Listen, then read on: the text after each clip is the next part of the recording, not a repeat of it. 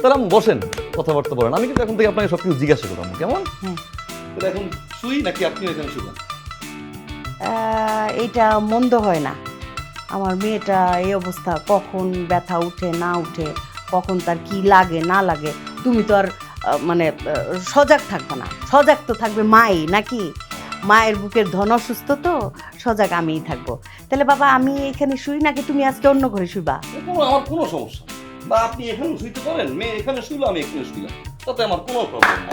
আমি অন্য ঘরে গিয়েও শুইতে পারি, আমি এখানেও শুইতে পারি, আমি ঘর থেকে বেরোয় যেতে পারি, আমি ছাদে গিয়েও থাকতে পারি, আমার কোনো সমস্যা নেই। আম্মু আপনি শুন।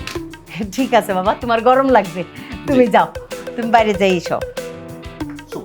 ঠিক আছে, গুড নাইট। শরীরটা কি খারাপ লাগতেছে? ঠিক আছে, বাচ্চা নড়াচড়া করে তো সারাদিন, খেয়াল রাখবি না এটা?